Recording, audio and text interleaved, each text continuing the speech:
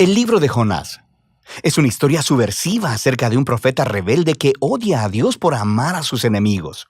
Jonás es único entre los profetas del Antiguo Testamento porque estos son usualmente una colección de las palabras de Dios habladas a través del profeta. Pero este libro en realidad no se enfoca en las palabras del profeta. Más bien, es una historia acerca de un profeta realmente malo y desagradable. Jonás aparece solo en otra ocasión en el Antiguo Testamento, durante el reinado de Jeroboam II, uno de los peores reyes de Israel. Y Jonás profetizó a su favor, prometiéndole que ganaría una batalla y tendría de vuelta todo su territorio en la frontera norte de Israel. Ahora, es importante saber que el profeta Amós también confrontó a Jeroboam y a través de él, Dios específicamente revirtió la profecía de Jonás, prometiendo que Jeroboam perdería esos mismos territorios porque era muy malvado. Así que antes de siquiera iniciar la historia, sospechamos del carácter de Jonás. El libro de Jonás tiene un diseño hermoso, con toda su simetría y emparejamiento literario. Así que tienes los capítulos 1 y 3 contando la historia del encuentro de Jonás con personas que no son israelitas. Primero con unos marineros y luego con los odiados enemigos de Jonás, los ninivitas. Y cada parte ofrece un contraste cómico entre el egoísmo de Jonás y la humildad y arrepentimiento de los paganos. Los capítulos 2 y 4 contienen las oraciones de Jonás. Una es una oración de arrepentimiento o algo así, y la otra es una oración en la que Jonás reprocha a Dios por ser demasiado bueno. Este cuidadoso diseño del libro es acompañado por un estilo narrativo realmente único. La historia está llena de personajes estereotipados que irónicamente hacen exactamente lo contrario de lo que piensas que harán. Tienes al profeta, el hombre de Dios, que se revela y odia a su propio Dios. Tienes a los marineros, que se supone son muy inmorales, pero en realidad tienen corazones blandos y arrepentidos y se vuelven a Dios en humildad. Tienes al rey del imperio más poderoso y sanguinario del planeta, y él se humilla delante de Dios por un sermón de 5 palabras de Jonás, y hasta las vacas del rey se arrepienten. Esta clase de historia encaja con lo que hoy llamaríamos una sátira.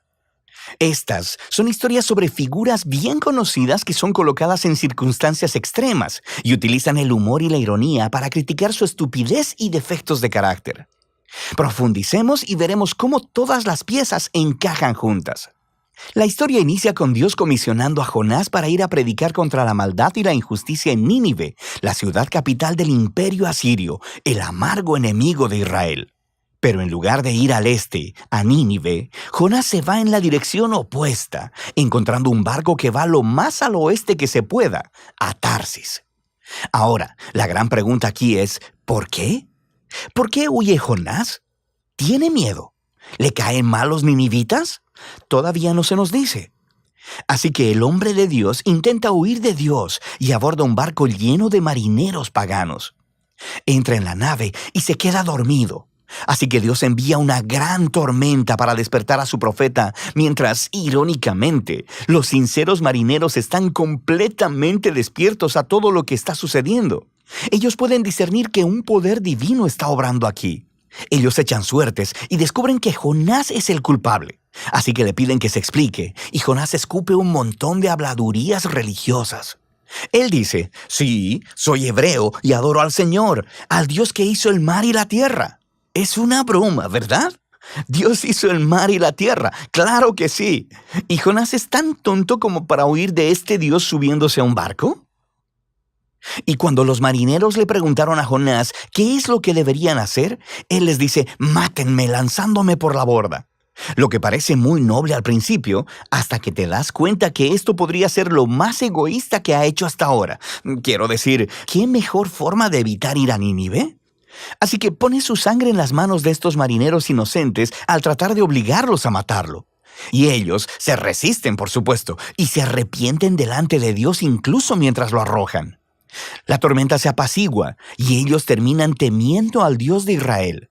Y a diferencia de Jonás, ellos realmente adoran a Dios. Pero Dios frustra los planes de Jonás para escapar de Nínive.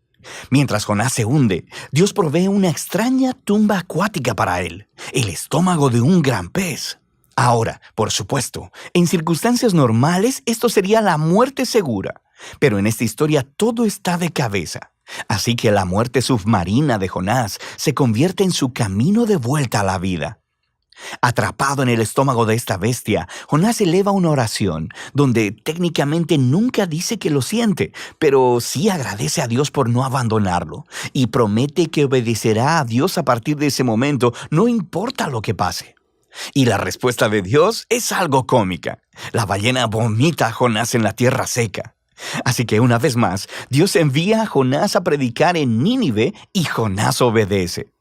Se nos dice que Nínive era una ciudad gigantesca.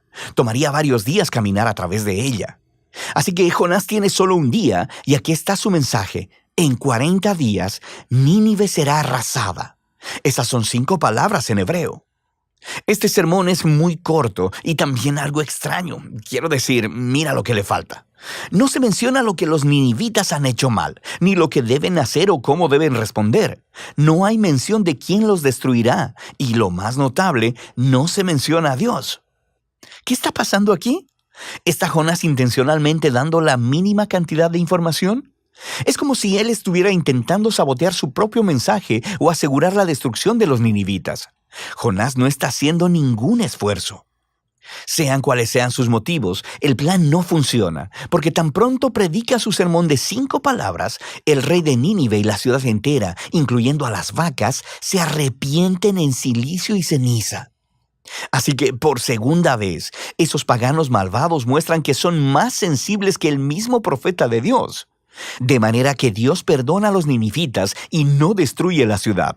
Ahora, aquí tenemos la parte brillante de la historia. La última palabra del breve sermón de Jonás, arrasada, significa allanada, y puede referirse a una ciudad siendo arrasada o destruida como Sodoma y Gomorra, pero también puede usarse para referirse a algo siendo transformado, cambiado en su opuesto. Así que, cómicamente, las palabras de Jonás se vuelven realidad, pero no de la manera en que él esperaba. Nínive sí fue arrasada, conforme los enemigos de Jonás se arrepienten y encuentran la misericordia de Dios.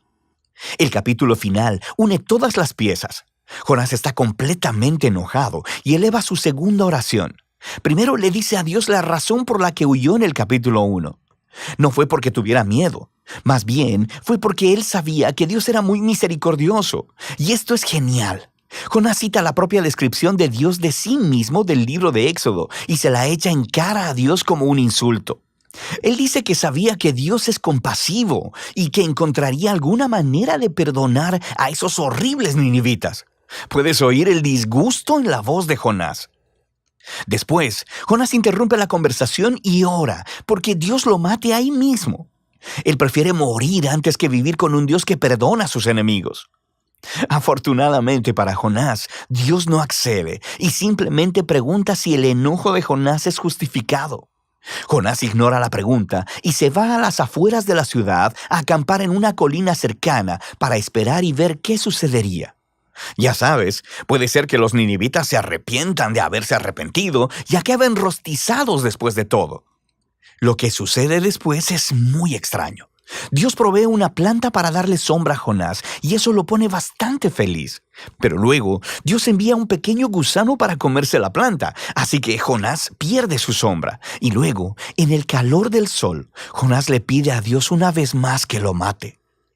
Dios una vez más le pregunta a Jonás si su enojo tiene justificación, y Jonás ladra. ¡Claro que sí! ¡Solo déjame morir! Y esas son las últimas palabras de Jonás en la historia. Las últimas palabras de Dios son las que concluyen el libro. Él dice que el incidente con esta planta fue una manera de tratar de hacer entender a Jonás, ¿cierto? Jonás se preocupó y se puso sentimental por esta planta que solo disfrutó por un día. Y Dios le preguntó a Jonás, ¿no son los humanos un poco más valiosos que las plantas? Quiero decir, ¿no está bien que Dios pueda sentir la misma clase de emoción y preocupación por la ciudad de Nínive, que está llena de miles de personas quienes se han extraviado del camino y también por sus vacas? Y así es como termina el libro, con Dios pidiéndole a Jonás permiso de mostrar misericordia a sus enemigos. ¿Y cuál es la respuesta de Jonás? La historia no lo dice, porque ese no es el punto. El punto es que el libro quiere incomodarte. Y las preguntas de Dios en realidad son dirigidas a ti, el lector. ¿Te parece bien el hecho de que Dios ame a tu enemigo? Así que este libro pone un espejo frente al lector. En Jonás vemos aumentadas las peores partes de nuestro propio carácter que deberían generar humildad y gratitud porque Dios ama a sus enemigos y porque soporta al Jonás que hay en nosotros. Así que esta extraña historia se convierte en un mensaje de las buenas nuevas sobre la grandeza de la misericordia de Dios, lo cual debe retarnos hasta lo más profundo. Y ese es el libro de Jonás.